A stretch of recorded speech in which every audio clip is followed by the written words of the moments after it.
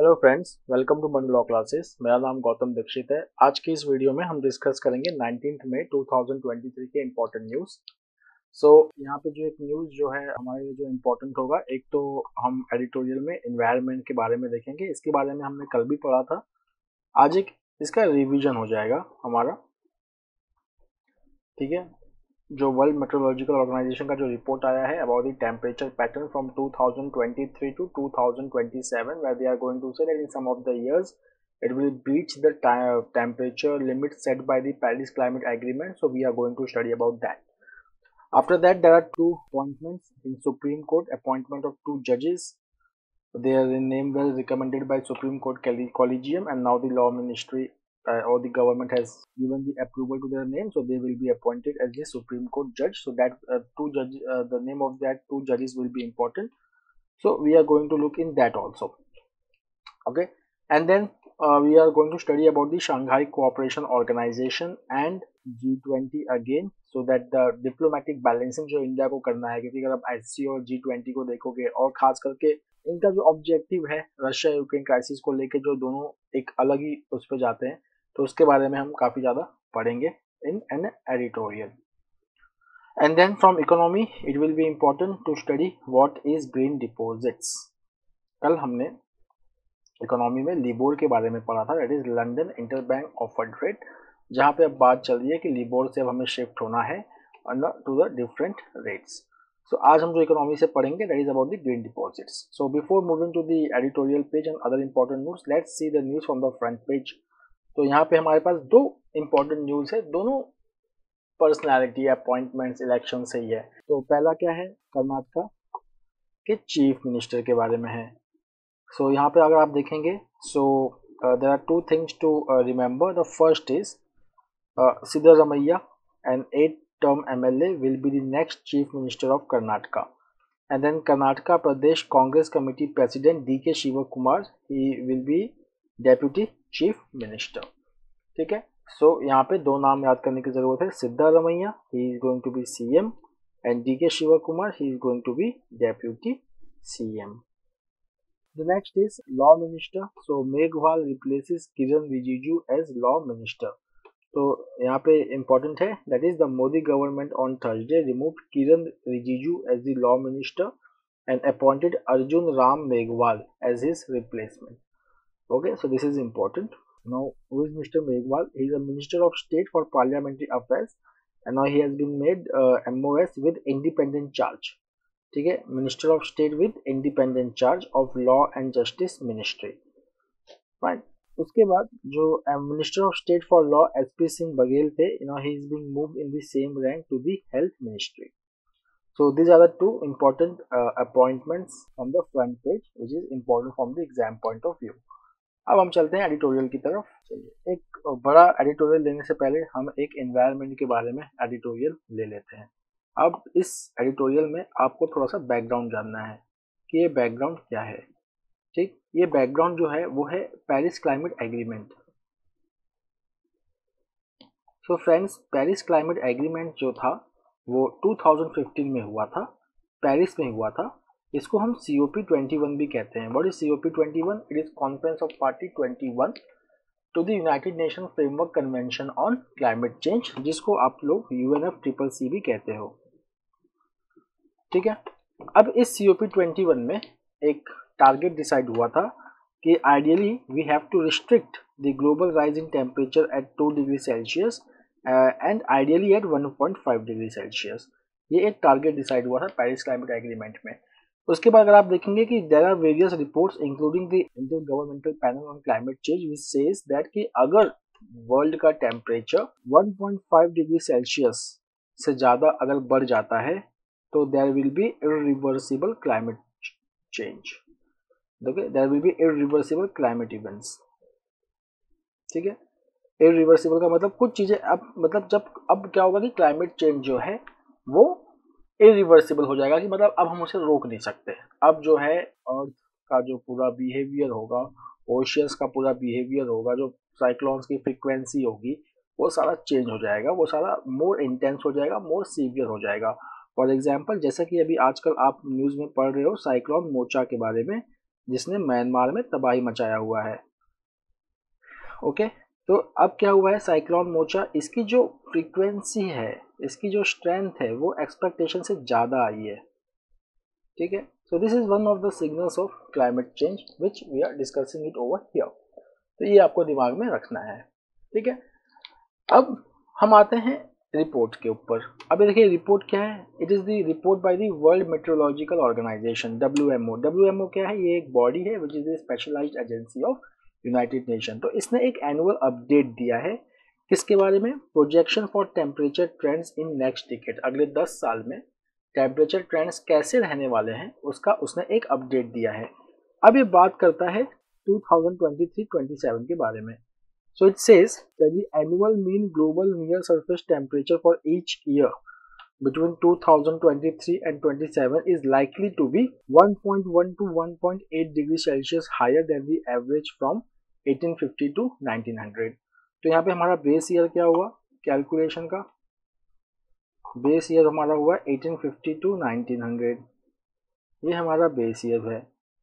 इस base year के मुकाबले हमने पेरिस क्लाइमेट एग्रीमेंट में क्या टारगेट रखा है, 1.5 डिग्री सेल्सियस। पर अब यहाँ पे रिपोर्ट क्या कह रही है कि 2023 से 2027 के बीच में हम ऐसे इवेंट्स देख सकते हैं, ऐसे साल देख सकते हैं जब हमारा टेम्परेचर इंक्रीज 1.1 से 1.8 डिग्री सेल्सियस होगा। मतलब किसी किसी साल में ऐसा हो सकता है कि पेरिस क्लाइमेट एग्रीमेंट का जो टारगेट था वो हम उसको ब्रीच कर जाए। ठीक, अगर ऐसा हुआ तो जैसे कि आप यहाँ पे देखें, the next point, there is 66% chance that the global near surface temperature, near surface का मतलब surface के आसपास, it will exceed 1.5 degree Celsius above pre-industrial levels in at least 1 year before 2027। मतलब कि बहुत ज़्यादा प्रोबेबिलिटी है कि 2027 तक कोई एक ऐसा साल ज़रूर होगा जब हम 1.5 डिग्री सेल्सियस के टारगेट को ब्रीच करेंगे, और अगर ऐसा हुआ there will be disastrous consequences of global warming। Fine, उसके बाद COP26 हुआ था, COP26 it happened in Glasgow। तो COP26 ग्लासगो में हुआ था, यहाँ पे कंट्रीज ने कमिटमेंट दिया था। जैसे एक जो बहुत इंपॉर्टेंट कमिटमेंट था वो था net zero carbon emission, net zero carbon emission. तो IPCC की रिपोर्ट ने कहा था कि हम हर कंट्री को नेट जीरो कार्बन एमिशन बन जाना है, कब तक, 2050 तक। बट यहाँ पे डेवलपिंग कंट्रीज का भी कुछ कंसर्न है, इंडिया चाइना जैसे, ठीक है, जो इतना जल्दी अगर बहुत जल्दी अगर वो ग्रीन टेक्नोलॉजी पे ट्रांजिशन करना उनके लिए थोड़ी सी मुश्किल है। Okay, so they have given different targets. तो चाइना का जो ये टारगेट है वो है 2060, that China will become net zero carbon emitter by 2060। उसके बाद India will become net zero carbon emitter by 2070। ठीक है, देन एटलीस्ट, अब देखिए at least one of the year, ये रिपोर्ट बोल रहा है कि 2023 से 2027 के बीच में एक साल ऐसा जरूर होगा, ठीक है, which will be the hottest on record exceeding 14.84 degree Celsius which was last reported in 2016। Then it says the 5-year mean for 2023-27 was very likely to be higher than that in the last 5 years। मतलब कि जो next 5 years में जो temperature होगा, mean temperature, that will be more than the mean temperature of the last 5 years। The next is it talks about the El Nino southern oscillation which is likely to be positive in December to February 2023-24। अब यहाँ पे देखिए El Nino भी थोड़ा सा important हो जाता है। देखिए ये आर्टिकल छोटा सा तो है बट बड़ा ही इंपॉर्टेंट आर्टिकल है ये। Now it is discussing about El Nino, so it is saying कि El Nino will be at its peak in 2023-24। ठीक, अभी एल नीनो कहाँ पे होता है, ये एल नीनो आपका equatorial and central Pacific ocean में होता है, sorry equatorial central Pacific ocean, आप ईस्टर्न भी कहते हैं कई लोग, वहाँ पे होता है। ठीक है, तो इसकी वजह से क्या होता है इंडिया जैसी कंट्री में कि यहाँ पे ड्राउट जैसी कंडीशन बन सकती है। So whenever we have El Nino year, India will receive less than normal rainfall. So India will receive less than normal rainfall. ठीक है, ये बड़ा इंपॉर्टेंट है हमारे लिए, लेस देन नॉर्मल रेनफॉल। तो जैसा कि आप जानते हैं IMD ने अभी प्रेडिक्ट किया है कि जो लॉन्ग टर्म एवरेज रेनफॉल होगा it will B 96% of long term average. Okay, India का जो रेनफॉल है एनुअल कितना माना जाता है, 89 centimetre. So it says the El Nino will combine with human induced climate change to push global temperature into uncharted territory. उसके बाद देखिए हमारे यहाँ पे एक फैक्चुअल इन्फॉर्मेशन है। WMO secretary general Petteri Talas said in a press statement in the context of update that is hotter oceans also mean stronger cyclones। ठीक है, तो जैसे कि इन्होंने साइक्लोन मोचा के बारे में कहा है कि अभी तक उसने 60 लाइव्स ले चुकी है and it ended up being stronger than what was initially estimated. ठीक, उसके बाद अगर आप देखें the next impact on India, so if you will see in India largely the agriculture is rain fed, matlab dependent upon rainfall, and it has very long coastline, so definitely India is very vulnerable country, okay, to climate change।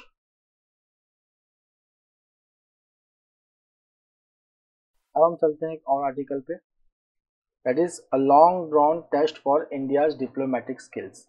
ठीक है, यहाँ पे क्या है थोड़ा सा समझ लीजिए। एक है आपका शंघाई कोऑपरेशन ऑर्गेनाइजेशन। इस आर्टिकल में जो इम्पोर्टेंट होगा मैं आपको वो हाईलाइट कर दूंगा, पहले मैं आपको इसका बेसिक समझा दूं ताकि ये आर्टिकल समझने में आपको दिक्कत ना हो। एक है आपका शंघाई कोऑपरेशन ऑर्गेनाइजेशन,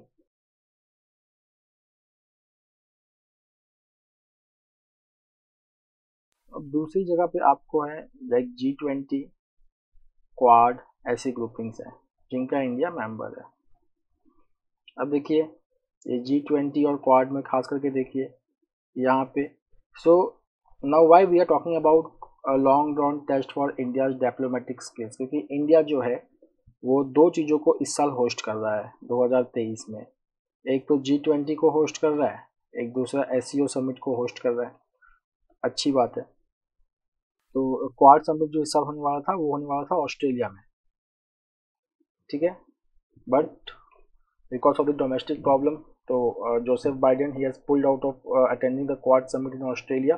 तो अब ये G7 के साइडलाइन पे होगा जहाँ पे India is invitee. India is not a member of G7 but it is an invitee, so it will take place in Hiroshima. ठीक है, G7 जो इस बार होने वाला है वो होने वाला है Hiroshima in Japan.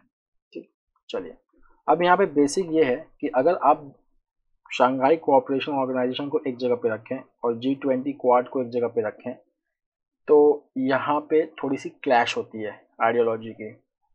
Shanghai cooperation organisation जिसका इंडिया मेंबर बना 2017 में, यहाँ पे जो आपके कंट्रीज हैं वो देखिए कौन कौन है। You have 4 central Asian countries except Turkmenistan, then you have India Pakistan, they both became member in 2017, then you have Russia China, और एक नया मेंबर इस साल ऐड होगा वो है ईरान। उसके साथ साथ थोड़े ऑब्जर्वर मेंबर्स होंगे लाइक बेलारूस, म्यांमार भी हो सकता है, और म्यांमार भी होगा सॉरी। तो अब इसमें देखिए क्या है कि अब ये SCO की बात हो रही है। तो अब SCO में अगर आप देखोगे तो एक हिसाब से कह सकते हो कि अगर हम सेंट्रल एशियन कंट्रीज को छोड़ दे तो इंडिया को छोड़ दे तो कुछ कंट्रीज ऐसी हैं who are opposing the unilateral sanctions, okay, who are opposing the unilateral sanctions on Russia. ठीक है, एक ग्रुप ये है। अब आप आइए G20 क्वाड पे, तो यहाँ पे वेस्टर्न कंट्रीज भी हैं। ये वेस्टर्न कंट्रीज चाहती हैं कि इंडिया जो है वो अपना स्टैंड क्लियर करे रशिया यूक्रेन क्राइसिस पे। अभी आप जानते हैं कि रिसेंटली एक रिपोर्ट आई थी जिसमें इंडिया को टॉप 5 कंट्रीज में रखा गया था कि जो which is involve in buying Russian crude and then refining it and selling it to European countries, that's what bypassing the price cap imposed on the Russian oil, that is $60 per barrel. तो ये इसमें फिर India को जो है वो balance बैठाना है, इसकी यहाँ पे एक्चुअली बात चल रही है। ठीक है, साथ साथ में कुछ चीज़ें ऐसी भी हैं जहाँ पे इंडिया को बैलेंसिंग करनी है। एक तो ये कि that mister Modi, that our prime minister, he will be in Washington in June for a state visit where is going to meet with US president, which in the past ये जो honour है वो सिर्फ 2 लोगों को मिला है इंडिया से। एक तो Sarvepalli Radhakrishnan in 1963, the next is former prime minister Manmohan Singh in 2009। तो यहाँ पे जो मेनली जो बात होगी that will be about the strategic okay forays to bring India US ties closer. उसके बाद शंघाई कोऑपरेशन ऑर्गेनाइजेशन के बारे में मैंने बात कर ही लिया, जो शेड्यूल है जुलाई 3-4 को। तो यहाँ पे हमारे प्रेसिडेंट चाइना के शी जिनपिंग होंगे, रशिया के प्रेसिडेंट व्लादिमीर पुतिन होंगे, पाकिस्तान के प्राइम मिनिस्टर शहबाज शरीफ होंगे एंड सेंट्रल एशियन स्टेट्स के लीडर्स होंगे, ईरान के प्रेसिडेंट इब्राहिम राइसी होंगे and president of Belarus Alexander Lukashenko. Fine. उसके बाद this will be followed by BRICS. अब देखिए ब्रिक्स, अब ब्रिक्स में देखिए क्या हो रहा है, ब्रिक्स के मेंबर्स जो हैं वो डॉलर को चैलेंज करना चाहते हैं। ये बात इसके बारे में तभी भी हुई थी जब Louis Inacio Lula da Silva, who is the president of Brazil, when he visited China, he talked of कि एक ब्रिक्स की अपनी एक करेंसी होनी चाहिए और हमें इसको प्रमोट करना चाहिए ब्रिक्स के अंदर ट्रेड करने में। ठीक, so this is also one of the thing which is going to be discussed, that is an alternative payment mechanism, okay, which is not denominated to dollar। Fine. उसके बाद अब देखें कि अगर मान लीजिए कि अब इसको चैलेंज कहाँ से, ये जो डिप्लोमेटिक हेफ्टिंग है जो इंडिया को बैलेंस करना है, इसको कहाँ से क्या क्या चैलेंज मिल सकता है। ठीक है, तो ये चैलेंज की बात थोड़ी सी समझ लेते हैं। देखिए पहला चैलेंज क्या है, if Ukraine become success, okay, because of upcoming spring offensive, कि यूक्रेन जो है वो एडवांस करने लगे रशिया के against, then New Delhi has to reconsider its unalloyed ties with Moscow. Then if China makes any move along the line of actual control, so that can deteriorate the India-China relation and can have impact on SCO. If Russia becomes more belligerent over the payment problem of or withhold supplies of defense hardware to India under pressure from China. ये भी एक challenge है, like Russia, okay, it is the largest defense supplier to India, but since Russia has been made out of SWIFT system, तो Russia के साथ payment issues चल रहा है। ठीक है, so if this payment issues becomes a very big problem, so the defense supplies could be hold for India, that is one of the challenge। okay, उसके बाद अगर आप देखें then America can impose CAATSA Act, that is countering American adversaries to sanctions act because of buying S-400 missile from Russia। so these are some of the challenges which India may face while making a diplomatic balance between the various groupings to which India is a member। एक छोटा सा कर लेते हैं elections and the airwaves. तो हमारे elections में एक जो कॉन्सेप्ट चलता है उसको हम कहते हैं लेवल प्लेइंग फील्ड।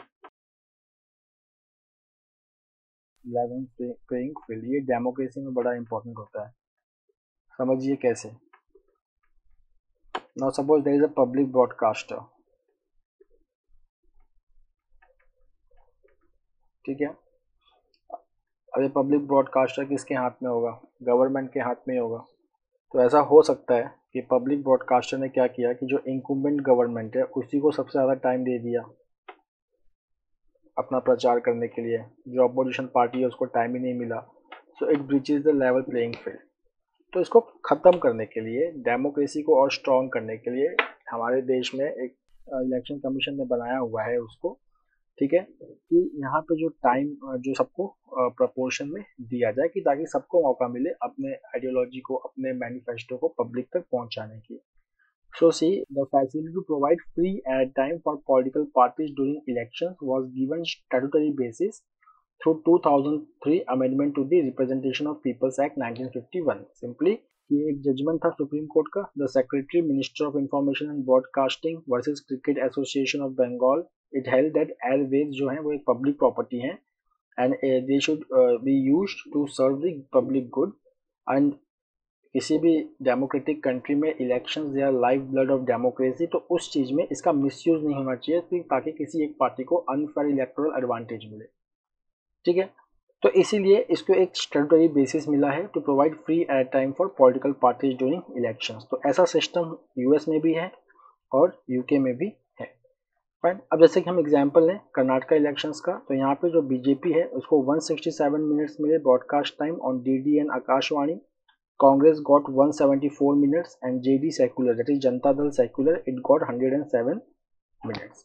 उसमें फिर एक जो टाइम जो एलोकेट कैसे किया जाता है उसका एक बढ़िया सिस्टम है कि यहाँ पे टाइम वाउचर्स होते हैं, वो डिस्ट्रीब्यूट किया जाता है बाय लॉटरी सिस्टम। कौन डिस्ट्रीब्यूट करता है इसको, election commission in a transparent process to obviate और to reduce any preferential treatment in getting prime time slot. ठीक है, उसके बाद जो ट्रांसक्रिप्ट्स होती हैं पॉलिटिकल पार्टीज की, they have to respect certain codes. उनको अपने स्पीच में या अपने ट्रांसक्रिप्ट में ऐसी चीज़ें नहीं होनी चाहिए which is critical of other countries, जो दूसरे रिलीजन को अटैक करे, ठीक है, और जो या तो वायलेंस को इंसाइट करे या पर्सनल अटैक को इंसाइट करे। फाइन। अगर इसमें कुछ डिसएग्रीमेंट होता है ओवर द कंटेंट तो यहाँ पे पब्लिक ब्रॉडकास्टर के बाद क्या होता है कि उसको एपेक्स कमेटी को रेफर किया जाता है which consist of members from Akashvani and DD, और इनका डिसीजन जो है इसमें फाइनल होता है। अब ये एपेक्स कमेटी में जैसा कि मैंने बताया इसकी मेंबरशिप्स क्या है। So see, the Apex Committee comprises officials from Akashvani and DD, and they are expected to sit in review of their own decision in case of conflict with the political party on the content of transcript। तो ये इसमें एक problem है, ठीक है। मतलब कि यहाँ पे ऐसा हो गया कि ऑब्जेक्शन किसने किया ट्रांसक्रिप्ट पे, ब्रॉडकास्टर ने।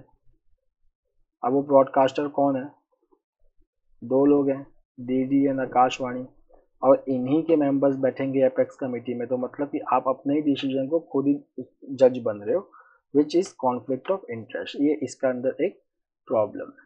Then there is a call कि ये जो गाइडलाइन है it should also cover private broadcasters according to the fairness doctrine of USA. अब हम आते हैं इकोनॉमी के उसमें, that regulations on green deposits. तो व्हाट इज ग्रीन डिपॉजिट्स?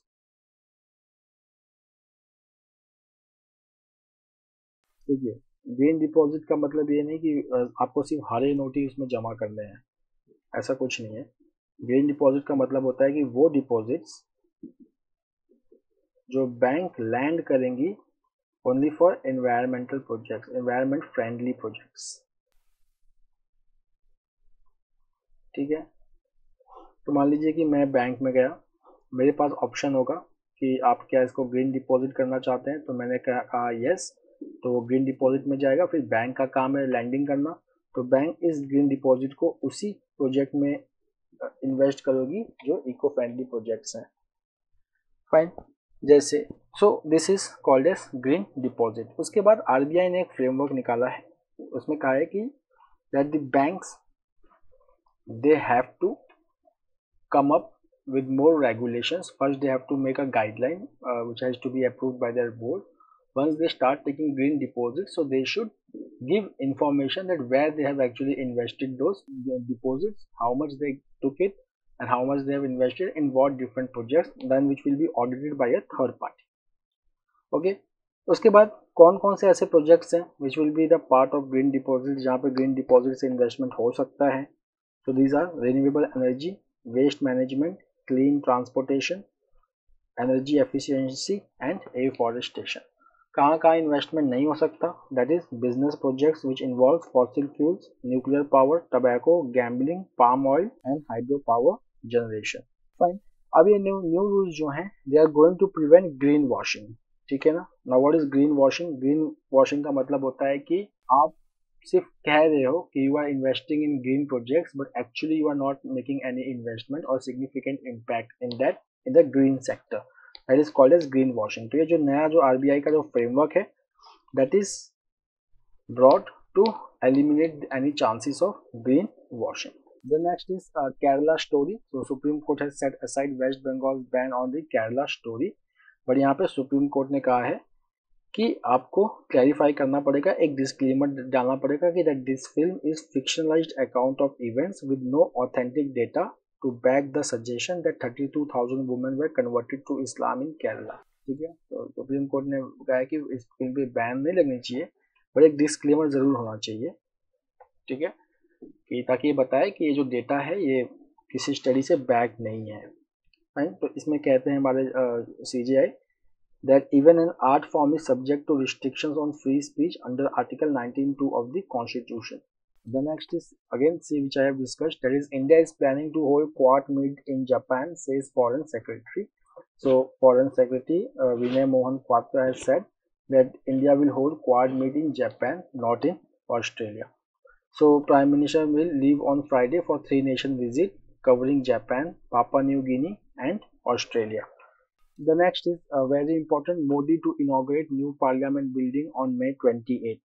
तो हमारा जो प्रेजेंट पार्लियामेंट बिल्डिंग है वो 1927 में बना था, which is 100 years old and it was going through certain problems like lack of space and there was need to modernization. तो एक नया पार्लियामेंट बिल्डिंग बनाया गया है at the cost of 970 crore rupees and has been designed by, देखिए यहाँ पे ये information आपके लिए काफ़ी important है, designed by Ahmedabad based HCP Design Planning and Management and constructed by Tata Project Limited and it will be inaugurated on 28 May. फिर इसमें देखिए क्या क्या होगा, इसमें लोकसभा तो होगा, राज्यसभा भी होगा, ठीक है, but there will be no central hall. पुराने वाले पार्लियामेंट में there was a central hall which was used for joint sitting, okay, joint session जिसको कहते हैं. तो ये जॉइंट सिटिंग जो पहले होता था, अब ये जॉइंट सिटिंग कहाँ पे होगा, लोकसभा में होगा, which would be able to accommodate 1280 MPs. उसके बाद देखिए सीटिंग कैपेसिटी कितनी है. ओल्ड बिल्डिंग में लोकसभा चैम्बर में 543 सीटिंग कैपेसिटी है, अब नए वाले में होगी 888. राज्यसभा में पुराने वाले में 250 थी, अब नए वाले में कितना होगा, that is 300. The next is lumpy skin disease. ये पिछले साल भी न्यूज में था, इस साल भी न्यूज में आ गया. Lumpy skin disease, this is the disease which happens to cattle, ठीक है, is a viral disease, right. जो वायरल डिजीज, तो जो वायरस है that is capripox virus. Capripox virus is a part of poxviridae family. poxviridae family, ठीक है ना, जैसे कि sheep pox, goat pox, ठीक है ना, तो ये भी they also belong to capri pox virus class. so sheep pox, goat pox. then India में the vaccine, indigenous vaccine has been developed for lumpy skin, or that is called as lumpy provac vaccine. lumpy provac vaccine. The next is Kohinoor. Bring back Kohinoor from UK Parliamentary Panel notes in its report. ठीक है, so there is a report, heritage theft, the illegal trade in Indian antiquities and challenges of retrieving and safeguarding our tangible cultural heritage, which was adopted by the Standing Committee on Transport, Tourism and Culture headed by YSR Congress Party MP Vijay Sai Reddy. ठीक है, so यहाँ पे बात क्या चल रही है, कोहिनूर को वापस लाना है. अब आपको एक एक्ट पढ़ना पड़ेगा इसको समझने के लिए कि इसमें टेक्निकल दिक्कत क्या है. देखिए, under the provisions of the antiquities and art treasure act 1972, the archaeological survey of India takes up the issue of retrieval of only such antiquities that have been illegally exported out of the country. Illegally, ठीक है, but अब कोहिनूर का case अलग है. ठीक है, there was treaty of Lahore. Okay, there was Treaty of Lahore. It was signed between East India Company and Dilip Singh, was the son of Maharaja Ranjit Singh. So Dilip Singh handed over the diamond to East India Company under Treaty of Lahore. So UK ने इसको reject किया है कि हमने इसको illegally नहीं obtain किया है, ट्रीटी ऑफ लाहौर के थ्रू हमने इसको ऑब्टेन किया है. ठीक है, कोहिनूर का, ठीक है, थोड़ी सी जो अगर हिस्ट्री है देखेंगे आप, ये जो ट्रीटी है वो 1849 का है. तो जैसा कि आप जानते हैं, Kohinoor it was the part of peacock throne of Mughal emperor. ठीक है, बाद में जब नादिर शाह ने इन्वेड किया तो ये नादिर शाह के पास पहुंच गया. फिर अहमद शाह अब्दाली से होते हुए ये महाराजा रणजीत सिंह के पास पहुंचा और फिर वहां से होते हुए ये ब्रिटेन पहुंचा. उसके बाद से क्या है कि जो भी क्वीन है ब्रिटेन की, वही इसको अपने थ्रोन में लगाती हैं. So it started from queen Victoria, ठीक है, up to queen Elizabeth two. जो अभी की जो करंट क्वीन है, ठीक है, उन्होंने इस बार जब कोरोनेशन हो रहा था किंग चार्ल्स III का, तो उन्होंने कोहिनूर को नहीं पहना. The next is Papua New Guinea to sign security pact with US. It is a one-liner news. They can ask you which of the following in Pacific Ocean, Pacific nation has signed a security pact with United States. So it is Papua New Guinea, जहाँ पे हमारे prime minister visit भी करने वाले हैं. So it has signed a security pact with United States that gives American troops access to Pacific nations, ports and airports. So what is this about the agreement? That the agreement it focus on defense cooperation, maritime surveillance, and it can be renewed after every 15 years. The next from economy, just take one news. हमने कल carbon border adjustment mechanism के बारे में पढ़ा था. अब European union का एक और गाइडलाइंस है, that is deforestation guidelines. Now this will pose threat to Indian exports of items like coffee, leather, paper and wooden furniture. Okay, तो दिस आर द प्रॉब्लम। तो हम लोग ने कार्बन बॉर्डर एडजस्टमेंट मैकेनिज्म में क्या देखा था कि वहां पे किससे प्रॉब्लम हो सकती है, specially to products, steel and aluminium. अब डिफॉरेस्टेशन रूल्स की वजह से it will be the Indian products like coffee, leather, paper, wooden furniture etcetera. So friends, that's all for today. We will meet tomorrow again with a daily Hindu analysis. Till then, have a nice time. Take care. Thank you.